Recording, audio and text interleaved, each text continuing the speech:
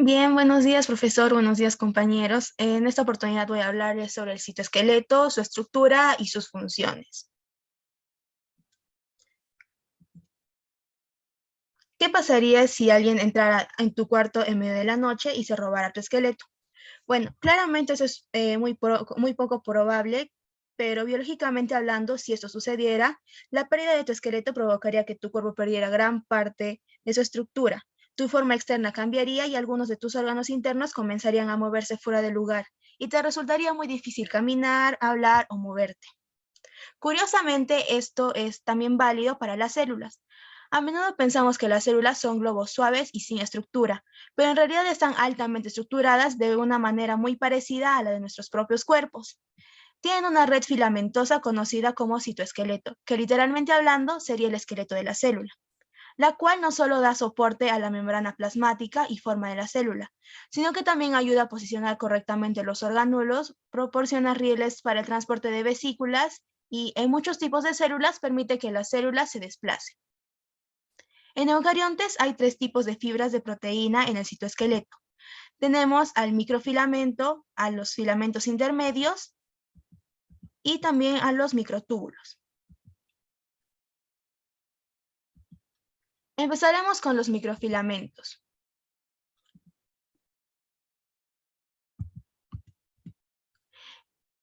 De los tres tipos de fibras de proteína del citoesqueleto, los microfilamentos son los más delgados. Tienen un diámetro de alrededor de 7 nanómetros y están compuestos de muchos monómeros unidos de una proteína llamada actina, combinados en una estructura que se asemeja a una doble hélice, y debido a que están hechos de monómeros de actina, a los microfilamentos también se les conoce como filamentos de actina.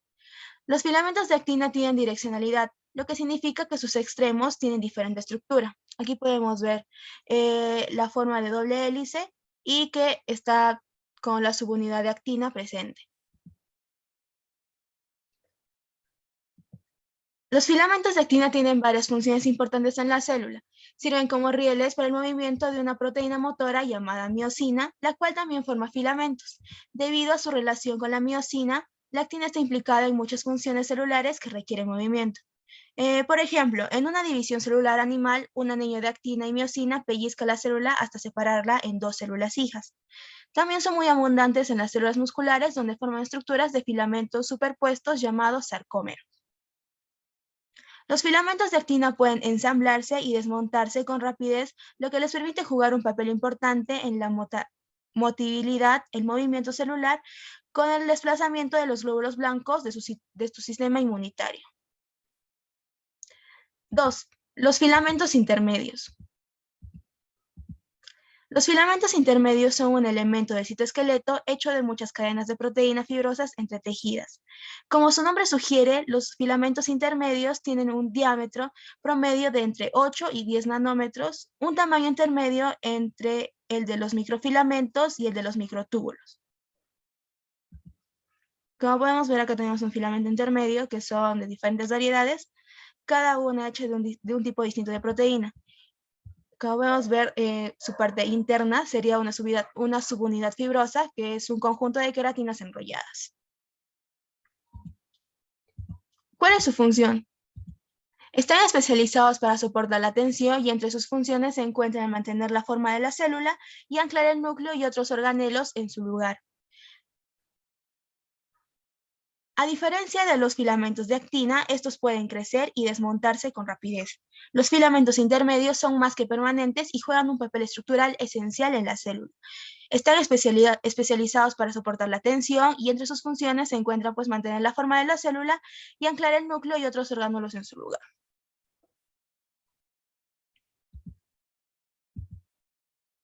3. Los microtúbulos. A pesar de lo micro en su nombre, los microtúbulos son los más grandes de los tres tipos de fibras citoesqueléticas. Tienen un diámetro de 25 nanómetros. Un microtúbulo está hecho de proteínas tubulinas organizadas para formar un tubo hueco similar a un popote, una pajita, un sorbete, por así, ¿no? Cada tubulina está compuesta de dos subunidades. Como podemos ver, está por la alfa tubulina y la beta tubulina. Los microtúbulos, como los filamentos de actina, son estructuras dinámicas. Pueden crecer y desmontarse rápidamente mediante la adición o remoción de las proteínas tubulinas, y al igual que los filamentos de actina también presentan direccionalidad, lo que significa que sus dos extremos son estructuras diferentes.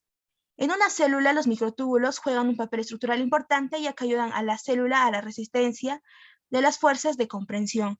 Como podemos ver, un microtúbulo posee 13 dímeros polimerizados de alfa-tubulina y beta-tubulina. Pero ¿cuál es su función? Durante la división celular, como podemos ver, los microtúbulos se organizan en una estructura llamada huso, lo cual separa a los cromosomas.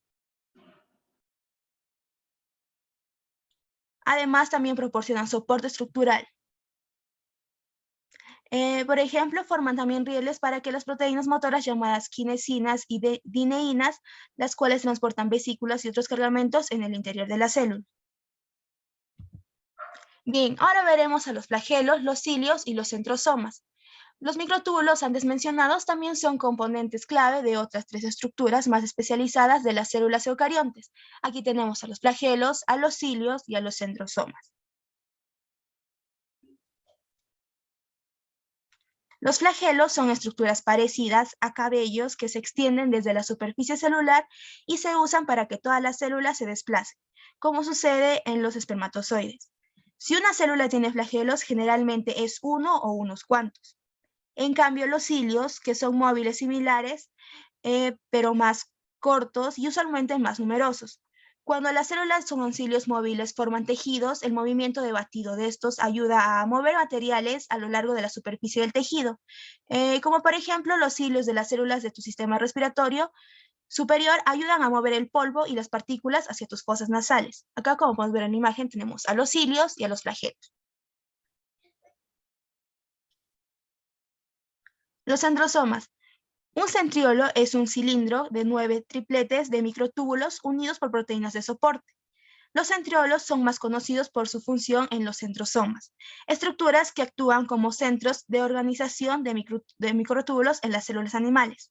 Un centrosoma consiste de 2 centriolos en ángulo recto entre ellos y rodeados de una masa de material pericentriolar, que proporciona sitios de anclaje para los microtúbulos. El centrosoma se puede duplicar antes de que la célula se divida y el par de centrosomas parece tener una función en la organización de los microtúbulos que separa los cromosomas durante la división celular. Como podemos ver en la imagen, tenemos un centrosoma, hay 2 centriolos y ahí están los microtúbulos. En la imagen más grande, y ahí está su ubicación dentro de la célula. Y eso sería todo. Muchas gracias por su atención.